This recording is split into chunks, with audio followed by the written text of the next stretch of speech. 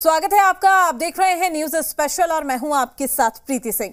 News special में बात करेंगे इंडिया गठबंधन को लेकर। इंडिया गठबंधन के नेता सांसदों निलंबन के खिलाफ प्रदर्शन कर रहे हैं।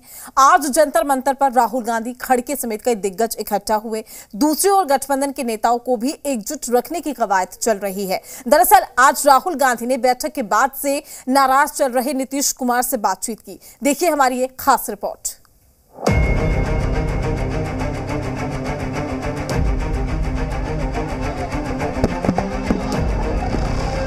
19 दिसंबर यानी 3 दिन पहले दिल्ली में विपक्षी गठबंधन इंडिया के 28 दलों के नेताओं ने बैठक की।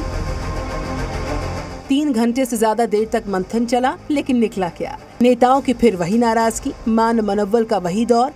और अब खबर आ रही है कि बैठक के बाद नाराज नीतीश से राहुल गांधी ने बात की है, क्योंकि बैठक से पहले मोदी सरकार को उखाड़ फेंकने का दावा करने वाली लालू नीतीश बैठक के बाद तुरंत निकल गए, मीडिया के सामने नहीं आए। ऐसे में सवाल उठता है कि 2024 में इंडिया गठबंधन ब्रांड मोदी से कैसे टक्कर लेगा, क्योंकि चौथी बैठक के बाद कुछ ऐसे सवाल हैं जो जस के तस बने हुए हैं।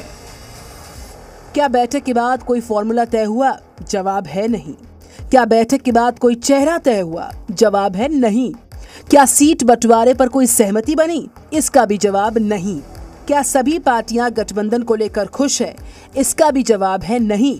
क्या गठबंधन का कोई संयोजक तय हो पाया? इसका भी जवाब नहीं है। INDIA गठबंधन का एजेंडा क्या है? इसका भी जवाब किसी को नहीं मिल पाया है। भारतीय जनता पार्टी को बगैर एकताबद्ध हुए, बगैर इकट्ठा हुए, बगैर एक सुनिश्चित कार्यक्रम के अभाव में पराजित नहीं किया जा सकता। वो बहुत ही मजबूत पार्टी होती है। दरअसल नीतीश कुमार की नाराजगी की कई वजह हैं। शुरुआत से ही नीतीश कुमार विपक्षी एकजुटता की कोशिश कर रहे थे। उम्मीद थी कि गठबंधन का चेहरा बनाया जा सकता है। लालू जी और नीतीश जी प्रेस कॉन्फ्रेंस में भी नहीं रहे, बायकॉट करके निकल गए। अब क्या होगा उस इंडी का, गठबंधन का? वो गठबंधन टोटल फेल है। वो बस खाओ पियो, फोटो खिंचाओ, जाओ। बिहार की राजनीति के हिसाब से देखें तो नीतीश कुमार दिल्ली आते हैं या गठबंधन का चेहरा बनते हैं, तभी बिहार में CM की कुर्सी पर तेजस्वी पहुंच पाएंगे। लिहाजा लालू यादव की नाराजगी की वजह भी यही है। इसीलिए जैसे ही ममता बनर्जी ने खड़गे का नाम गठबंधन के चेहरे के लिए आगे किया, वैसे ही लालू और नीतीश बैठक से नाराज होकर निकल गए। मतलब साफ है, कुर्सी के खेल में चेहरे का चक्रव्यूह बन चुका है। अब राहुल गांधी ने नीतीश कुमार को मनाने की कोशिश की है, लेकिन नीतीश कुमार ऐसी मझधार में फंसे हैं जहां से न तो वो गठबंधन से दूरी बना सकते हैं, न ही खुलेआम खड़गे को स्वीकार कर पा रहे हैं। इसे आप कुछ इस तरह से समझिए। सूत्रों के मुताबिक बैठक में नीतीश कुमार जब हिंदी में भाषण दे रहे थे तो TR बालू ने मनोज झा से हिंदी में अनुवाद की मांग की। इस पर नीतीश कुमार भड़क गए। उन्होंने कहा, हिंदी सबको आनी चाहिए, ये देश की भाषा है, सबको समझनी चाहिए। हिंदी बोलने वाले नेता भी अंग्रेजी बोलने लगे। वहीं जब ममता बनर्जी ने गठबंधन के लिए खड़गे का नाम आगे किया तो उन्हें दलित चेहरा बताया। केजरीवाल ने समर्थन किया। अब अगर नीतीश कुमार या फिर लालू खड़गे का विरोध करते हैं तो इससे उनके दलित विरोधी होने के संदेश जाएंगे।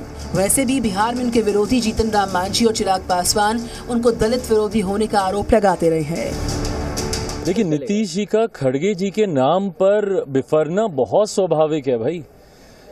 इसलिए नहीं कि वो किसी दूसरे दल के नेता हैं, इसलिए क्योंकि वो एक दलित समुदाय से आते हैं। और ये बात स्पष्ट है, प्रधानमंत्री जी ने भी चुनावी सभाओं में इस बात को उदाहरण के तौर पर उन्होंने समझाया था कि किस तरीके से मुख्यमंत्री नीतीश कुमार जी पूर्णतः दलित विरोधी सोच रखते हैं। मेरे नेता, मेरे पिता आदरणीय रामविलास पासवान जी को अपमानित करने के पीछे क्या कारण था? क्यों? क्योंकि एक दलित समुदाय का व्यक्ति बिहार की राजनीति में आगे बढ़ रहा था, तो इसको किसी भी तरीके से उनको काटो, उनको हटाओ। ऐसे में सवाल ये है कि आगे 2024 में मोदी के सामने कौन? खड़गे का नाम आगे यानी राहुल गांधी का नाम पीछे? क्या इसीलिए बात ही नहीं बन पा रही है? और जब मीटिंग के बाद सवाल खड़गे से होता है तो उन्होंने पहले जीतो फिर चुनो की बात कह दी। पहले सभी लोग जीत के आना है, जीत के लिए क्या करना उसके बारे में हम सोचे। कौन प्राइम मिनिस्टर बनना ये बाद में की बात है। MPs अगर नहीं है तो प्राइम मिनिस्टर की बात करके क्या फायदा है? तो इसीलिए हम पहले अपनी संख्या बढ़ाने के लिए एक होकर सभी लोग लड़के हम मेजॉरिटी लाने की कोशिश करेंगे।